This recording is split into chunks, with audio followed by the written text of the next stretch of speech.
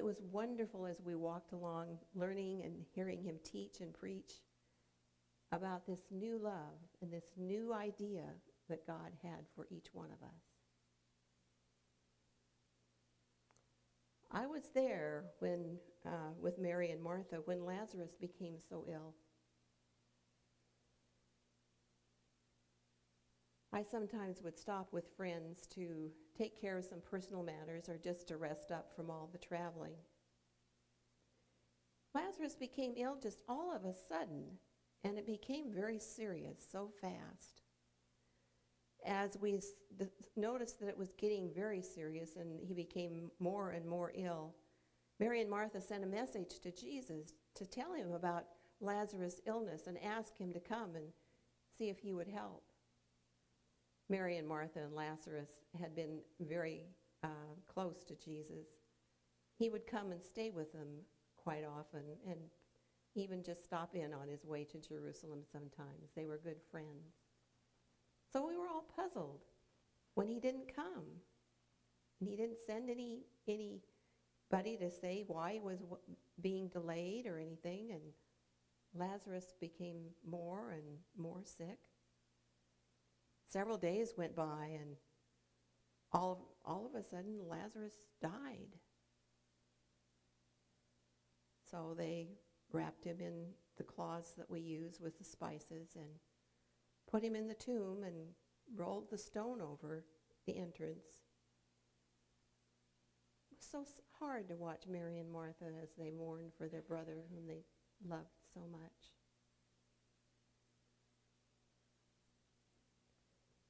Several days went by, and finally Jesus did come, and we all looked at him, and as in our minds we were saying, well, why did you take so long? Why didn't you come sooner? Mary and Martha told him that and asked him, why didn't you come? We know if you had come, you could have saved him, because we know that you are the Son of God. Then something happened that I had never seen before in all the time I'd been following Jesus. He wept. Tears came down his cheeks.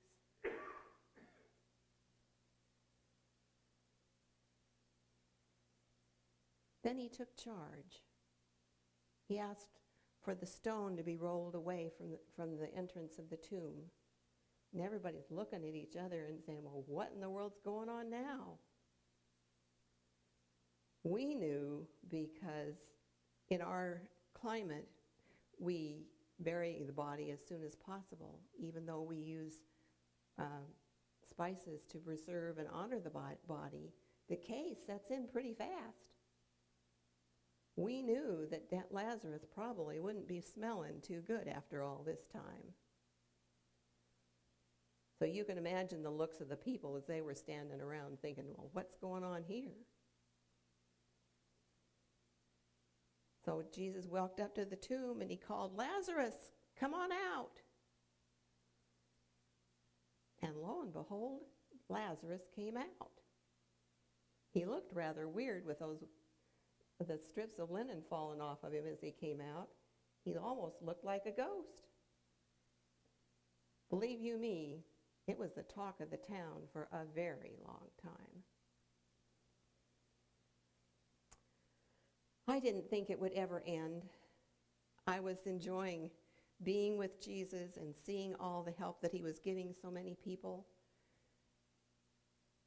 and knowing that he was helping those who had diseases in their bodies and diseases in their spirits.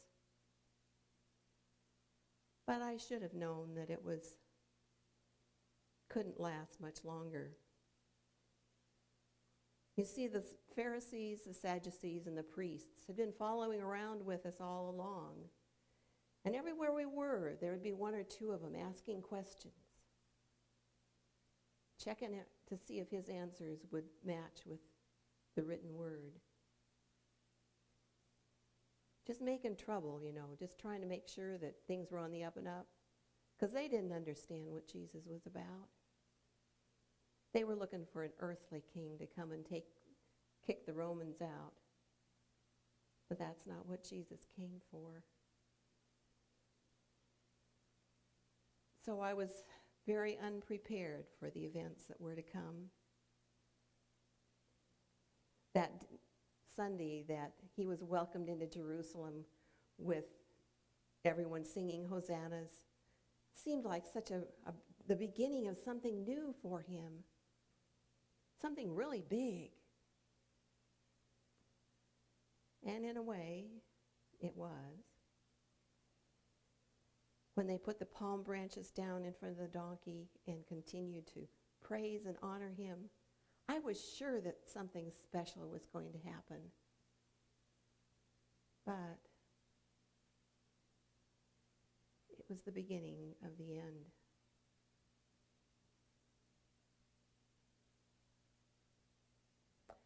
Couldn't believe it when Jesus was arrested. It just didn't make any sense to me. So I ran to the palace where they had taken him, and here were all of these people. All of them so angry. And as I looked around, many of those people had been in that crowd on Sunday, shouting hosannas. What had changed in that short period of time? I never did quite understand it.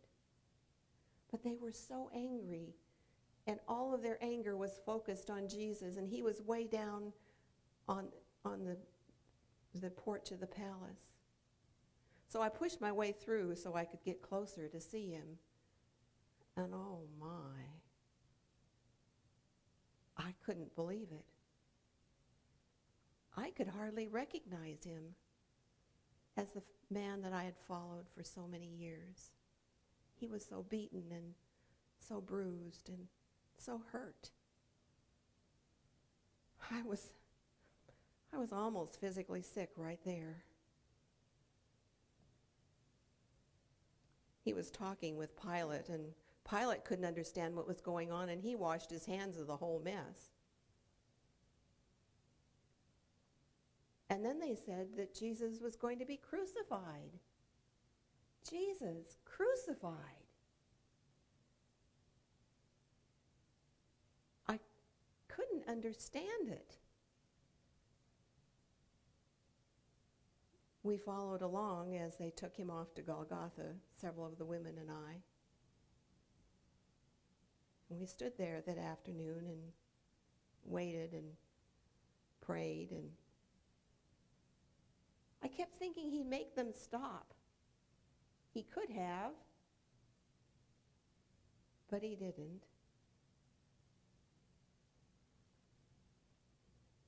Later in the day, when it became dark and the wind blew and it was just an awful day, he died. Jesus died. All our hopes were gone.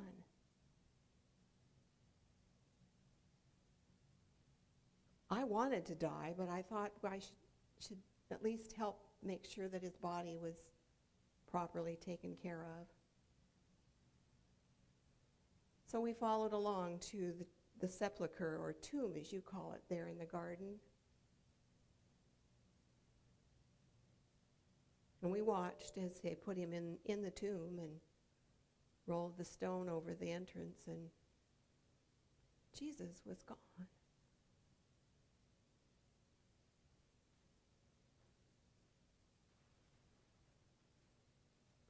We couldn't stay there because it was almost the Sabbath, and we needed to get home, because you can't be out and about on the Sabbath. And we talked together and decided that we'd go back early in the week and take care of the body.